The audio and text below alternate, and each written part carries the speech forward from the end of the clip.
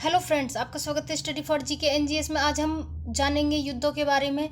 जितने भी युद्ध हुए, जैसे आंग्ल फ्रांसीसी कर्नाटक युद्ध, आंग्ल मैसूर युद्ध, आंग्ल मराठा युद्ध, और ये किस सन में हुए थे और इनसे क्या परिणाम निकला, ये किस संधि पर जाकर समाप्त हुए, आज यही सब टॉपिक के बारे में हम बात करेंगे।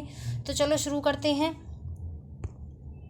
पहला ये युद्ध है हमारा आंग्ल फ्रांसीसी कर्नाटक युद्ध। प्रथम कर्नाटक युद्ध हुआ, ये 1746-48 में हुआ। एला सापेल की संधि से ये युद्ध समाप्त हुआ और ये युद्ध अनिर्णायक रहा।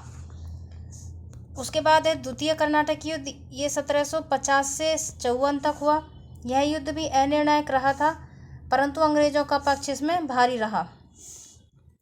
उसके बाद है तृतीय कर्नाटक युद्ध, ये 1758 से 63 हुआ। ये पेरिस की संधि से समाप्त हुआ और अंग्रेजों को फ्रांसीसियों पर पूर्ण विजय प्राप्त हुई। उसके बाद है आंग्ल मैसूर युद्ध। आंग्ल मैसूर युद्ध, प्रथम मैसूर युद्ध ये हुआ 1767 से 69 तक। मद्रास की संधि से ये समाप्त हुआ। हैदर अली का पक्ष इसमें भारी रहा, क्योंकि हैदर अली ने मद्रास काउंसिल को अपनी शर्तों पर समझौता करने के लिए मजबूर कर दिया था। उसके बाद है द्वितीय मैसूर युद्ध, ये हुआ था 1780 से 84। द्वितीय मैसूर युद्ध 1780 से 84 तक हुआ। ये मैंगलोर की संधि से समाप्त हुआ था। यह युद्ध अनिर्णायक रहा। 1780 में हैदर अली से अंग्रेजों का जो संघर्ष था बार बार हो रहा था। हैदर अली ने कर्नाटक में अंग्रेजी सेना को बार बार हराया था। कूटनीति के द्वारा वारेन हेस्टिंग्स ने निजाम को गंगटूर का जिला देकर तोड़ लिया और उसे ब्रिटिश विरोधी गठजोड़ से अलग कर दिया। जुलाई 1781 में आयरकूट के नेतृत्व में अंग्रेजी सेना ने पोर्टो नोवा में हैदर अली को पराजित किया। 1782 में हैदर अली की मृत्यु के बाद उसके बेटे टीपू ने संघर्ष जारी रखा। 1784 में टीपू तथा अंग्रेजों के मध्य मैंगलोर की संधि संपन्न हुई थी। उसके बाद है तृतीय मैसूर युद्ध, ये 1790 से 92 तक हुआ। श्रीरंगपुरम की संधि से समाप्त हुआ। टीपू को युद्ध में क्षति देनी पड़ी, कुछ प्रदेश भी छोड़ना पड़ा था, उनकी मान हानि भी हुई थी। अब इसमें इन्होंने क्या दिया था, इन्होंने श्रीरंगपट्टनम की संधि के अनुसार टीपू ने अपना आधा राज्य अंग्रेजों को और उनके सहयोगियों को दे दिया था। युद्ध में हार जाने के रूप में 3 करोड़ 30 लाख रुपए देने पड़े थे, क्योंकि इसमें जो टीपू सुल्तान की 1792 में पराजय हुई थी। उसके बाद आता है हमारा चतुर्थ मैसूर युद्ध, ये हुआ था 1799 में। टीपू युद्ध में मारा गया इसमें, और मैसूर में प्रभु सत्ता समाप्त हो गई। उसके बाद अगला युद्ध है हमारा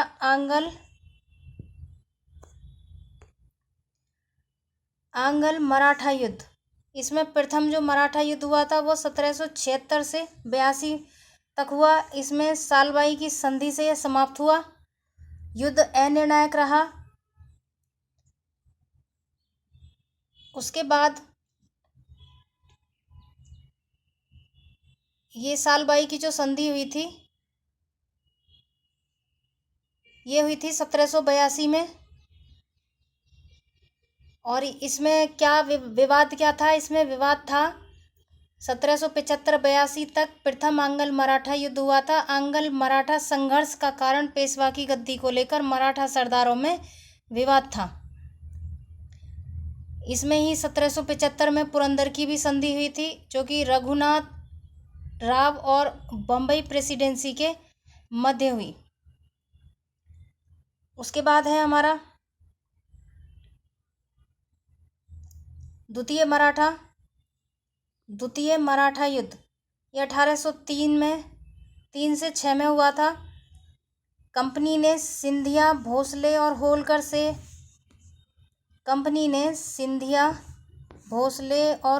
से अलग अलग संधियों की, परंतु अंग्रेजों का पक्ष भारी रहा। तीसरा मराठा युद्ध है, ये 1817 में 1818 में मराठों की पूर्ण हार हुई थी। इसमें पेशवा के प्रदेश अंग्रेजी भारत में विलीन हो गए थे। उसके बाद हम देखेंगे आंग्ल बर्मा युद्ध। प्रथम बर्मा युद्ध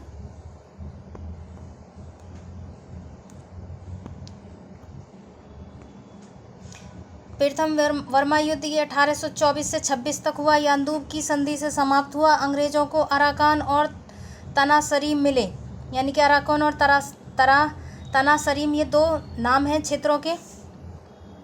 द्वितीय बर्मा युद्ध हुआ, ये 1892 में हुआ। अंग्रेजों ने दक्षिणी बर्मा और रंगून जीते।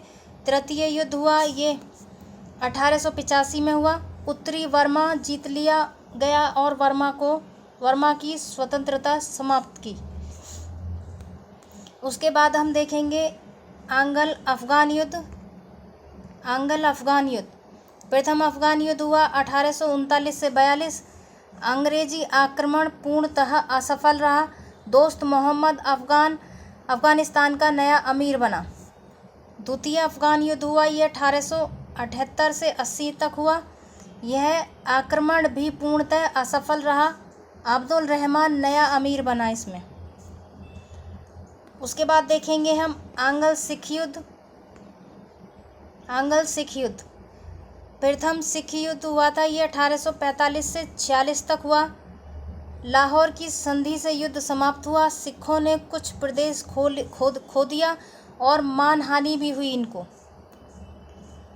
उसके बाद द्वितीय सिख युद्ध हुआ, ये 1848 से 49 तक हुआ। सिख राज्य समाप्त हो गया इसके तहत और प्रदेश अंग्रेजी भारत में मिला लिया गया। इस तरह ये हमारा टॉपिक यहीं समाप्त होता है। Okay, thank you.